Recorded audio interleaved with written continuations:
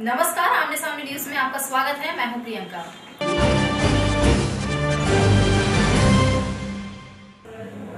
अमेरिकी राष्ट्रपति George Bush पर पत्रकार द्वारा जूता फेंकने की वो पहली घटना जिसने सबको हैरत में डाल दिया, लेकिन उसके बाद तो जूते चप्पल फेंकने की घटनाओं की लाइन सी लग गई। और अभी इस तरह की ताजा घटना घटी है बाबा रामदेव के साथ, जिनके ऊपर कामरान नाम के पत्रकार ने स्याही फेंक दी, जिससे उनका मुंह काला हो गया।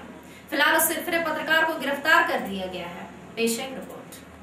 नेताओं पर चप्पल फेंकने और मुंह पर कालिख पोतने का सिलसिला आम होता जा रहा है। इसकी शुरुआत हुई तत्कालीन अमेरिकी राष्ट्रपति जॉर्ज बुश से, जिनके ऊपर एक पत्रकार ने उस समय जूता फेंका जब जॉर्ज बुश इराक में एक प्रेस कॉन्फ्रेंस में पत्रकारों के सवालों का जवाब दे रहे थे। इसके बाद तो ऐसे हादसों की बाढ़ सी आ गई है। कभी केंद्रीय मंत्री पी चिदम्बरम पर जूता फेंका गया, तो कभी टीम अन्ना के सहयोगी अरविंद केजरीवाल पर। टीम अन्ना के एक सदस्य प्रशांत भूषण को तो उनके दफ्तर में घुसकर कुछ युवकों ने जमकर पीटा। वहीं हम बात करें केंद्रीय कृषि मंत्री शरद पवार की, तो उनके मुंह पर एक सिरफिरे युवक ने तमाचा ही जड़ दिया।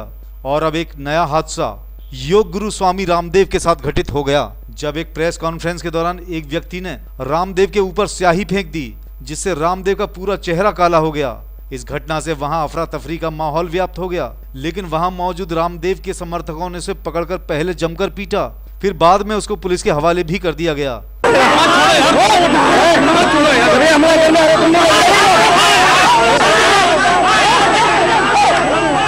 बाबा रामदेव की बात हो और दिग्विजय सिंह चुप रहे, ऐसा हो नहीं सकता।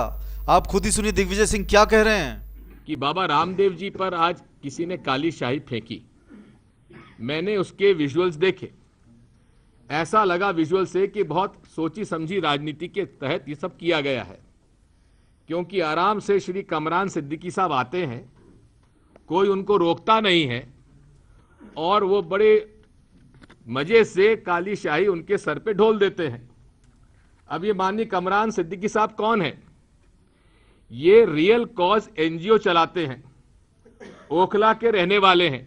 इसलिए जैसा मैं पहले कह चुका हूं कि ये संघ के लोग ही बाबा रामदेव को और अन्ना हजारे जी को सर पे चढ़ाए हुए थे, और चूंकि अब बाबा रामदेव की पोल खुलती जा रही थी और खुल गई थी, इसलिए फिर से उनको प्रोमिनेंस में लाने के लिए मुस्लिम हिंदू करने का ये प्रयास भाजपा कर रही है।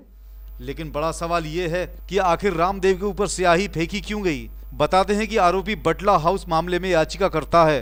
कामरान नामक इस व्यक्ति ने रामदेव से इसी बटला हाउस प्रकरण पर एक सवाल पूछा था, जिस पर बाबा रामदेव ने कोई जवाब नहीं दिया। इसके बाद कामरान ने एक और बार सवाल पूछा, लेकिन इस बार भी रामदेव ने कोई जवाब नहीं दिया। जवाब ना मिलने से तिल मिलाए कामरान ने हाथ में पकड़ी स्याही रामदेव के चेहरे को निशाना बनाकर फेंक दी, जो कि उनकी दाईं आंख पर जाकर गिरी, जिससे उनके चेहरे के ऊपर कालिख पुत गई। हमने काले धन को राष्ट्रीय संपत्ति घोषित करके देश को दिलाने की बात की, भ्रष्टाचार को मिटाने की बात की, और देश के लोगों को, लोकतंत्र को जिन्होंने लूट तंत्र, भ्रष्ट तंत्र बना दिया, उसको एक सच्चा लोकतंत्र बनाने की बात की। और उसके उपहार के रूप में ये काली शाही तो क्या, हमने काला धन मांगा था। यद्यपि देश के लोगों की भलाई के लिए किसी के शाही फेंक देने से उसके चरित्र पर कोई असर नहीं होता। और हम पूरी प्रामाणिकता के साथ अपनी लड़ाई, हम पूरी प्रामाणिकता के साथ, पूरी दृढ़ता के साथ, पूरी मजबूती के साथ अपनी लड़ाई जारी रखेंगे। बाबा रामदेव के साथ ऐसा दुर्व्यवहार पहली बार नहीं हुआ। इससे पहले भी बाबा रामदेव रामलीला मैदान में जब अनशन कर रहे थे, तब उन पर रात में पुलिसिया कहर टूटा था, जिसमें बाबा मन से भक्तों के ऊपर कूद गए थे। पुलिस के कहर से बचने के लिए रामदेव ने महिलाओं से सुरक्षा कवच बनने के लिए भी कहा था, मगर पुलिस के आगे उनकी एक न चली और वो भागकर महिलाओं के तंबू में जा घुसे, जहां पर उन्होंने महिलाओं के कपड़े पहन लिए, लेकिन वो पुलिस से बच ना सके और पुलिस ने उन्हें गिरफ्तार कर उत्तराखंड के बॉर्डर पर रात में छोड़ दिया। इस हादसे के बाद बाबा की खूब जगहसाई हुई और बाबा के मन में जो राजनीतिक इच्छाएं बलवती हो रही थीं, वो वहीं के वहीं मुरझा गईं। बाद में केंद्र सरकार ने बाबा रामदेव के खिलाफ एक मुहिम सी छेड़ दी, जिसमें बाबा फंस के रह गए और आज तक उसी में फंसे हुए हैं। देखा जाए तो बाबा की अति महत्वाकांक्षा ही उनकी राजनीतिक पतन का कारण बन गई। ब्यूरो रिपोर्ट, आमने सामने न्यूज, नई दिल्ली। आमने सामने न्यूज में खबरें जारी रहेंगी, लेकिन एक छोटे से ब्रेक के बाद। जो होते हैं स्वाद के शौकीन, वो खाते हैं आदर्श स्वीट्स और नमकीन। एक ऐसा स्वाद जो हमेशा रहे याद। उत्तर प्रदेश उत्तराखंड की नंबर 1 नमकीन। विश्वास भरा सफर 50 सालों का, परंपरा खुर्जा की। ब्रेक के बाद समाचारों में आपका स्वागत है। विधानसभा चुनाव के आते ही सभी दल अपने अपने गणित बैठाने में लगे हैं, लेकिन भाजपा की स्थिति इस बार चुनाव में जीवन मृत्यु जैसी है। इन 22 वर्षों में भाजपा ने क्या खोया और क्या पाया, इस पर डालते हैं। उत्तर प्रदेश में भारतीय जनता पार्टी का राजनीतिक सफर बेहद उतार चढ़ाव वाला रहा है। राम मंदिर के सहारे प्रदेश और केंद्र सरकार की सत्ता तक पहुंची भाजपा आज अपने अस्तित्व की तलाश इधर उधर भटक रही है।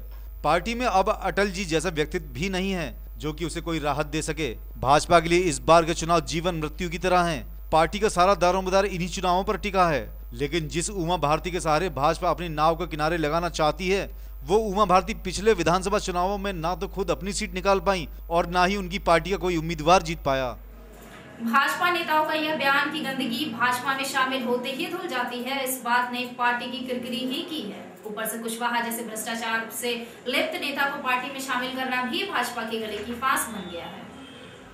भाजपा को इस स्थिति में पहुंचाने के लिए खुद उसके नेता भी जिम्मेदार हैं, जो आए दिन अनाप शनाप बयान देने के लिए जिम्मेदार हैं। कभी उसके नेता अन्ना के मंच पर खुलकर आते हैं, तो कभी वो उत्तर प्रदेश की बसपा सरकार के पूर्व मंत्री बाबू सिंह कुशवाहा, जिन पर भ्रष्टाचार के तमाम आरोप लगे हैं और बसपा ने उन्हें पार्टी तक से निकाल डाला, उस मंत्री को भाजपा में ये कहकर लाते हैं कि भाजपा में आकर सारी गंदगी धुल जाती है। देखिए, गंगा जी में जब नाला बहकर आता है तो वो भी पवित्र हो जाता है। देखिए, गंगा जी में जब नाला बहकर आता है तो वो भी पवित्र हो जाता है। ऐसा है, ये कहीं रहते हैं फिर भी हमारी डाल पर रहते हैं और ये कहीं जाते वाते नहीं हैं और ये स्वाभाविक, ये फिर हमारे डाल पर हैं। पहले भी डाल पर थे, आज भी हैं, आगे भी रहे। लेकिन बड़ा सवाल ये उठता है कि जब भाजपा में समाकर सारी गंदगी धुल जाती है तो भाजपा अन्ना के साथ क्यों खड़ी है? समाज सेवी अन्ना हजारे तो भ्रष्टाचार के मुद्दे पर आंदोलन कर रहे हैं और एक मजबूत लोकपाल की बात कर रहे हैं ताकि भ्रष्टाचार पर अंकुश लग सके, लेकिन भाजपा नेता उन भ्रष्टाचारियों को अपनी पार्टी में पनाह दे रहे हैं। पाल का मसौदा संसद में पेश किया है, वो मजबूर लोकपाल का है, मजबूत लोकपाल का नहीं है और हम मजबूत लोकपाल के पक्षधर हैं। अफसोस की बात यह है कि भारतीय जनता पार्टी अगर इस बात को करती है और कहती है तो कांग्रेस पार्टी और उसके नेतृत्व वाली सरकार के लोग बहुत ही बेशर्मी के साथ कहते हैं कि ये सारा के सारा आंदोलन बीजेपी स्पॉन्सर्ड है। तो मुझे तो इस बात की खुशी है, हम इस बात को स्वीकार करने में अच्छा लग रहा है कि कांग्रेस इस बात को स्वीकार कर लिया है कि जितना भ्रष्टाचार के खिलाफ आंदोलन है वो भारतीय जनता पार्टी का है और जितना भ्रष्टाचार और घोटाला है वो कांग्रेस पार्टी का। यानी कांग्रेस और corruption made for each other, Congress और करप्शन एक दूसरे के लिए बने हुए हैं, ऐसा लग रहा है। ब्यूरो रिपोर्ट, आमने सामने न्यूज, लखनऊ।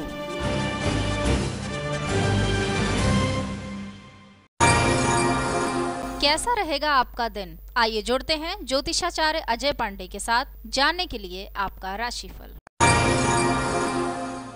मेष राशि, मन को शांति मिलेगी, मित्रों का सहयोग करें, धन खर्च होगा, शुभ रंग लाल।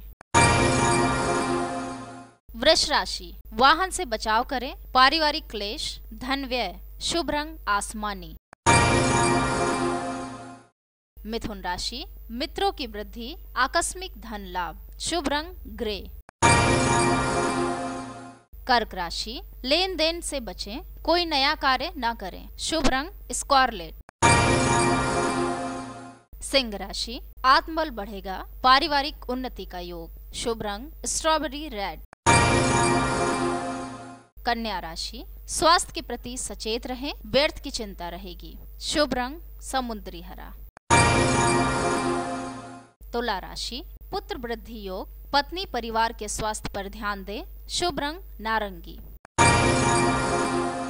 वृश्चिक राशि, यात्रा में सावधानियां बरतें, मन शांत रखें, शुभ रंग गुलाबी। धनु राशि, मित्रों से लाभ, संबंधों में मनमुटाव संभव, शुभ रंग क्रीम।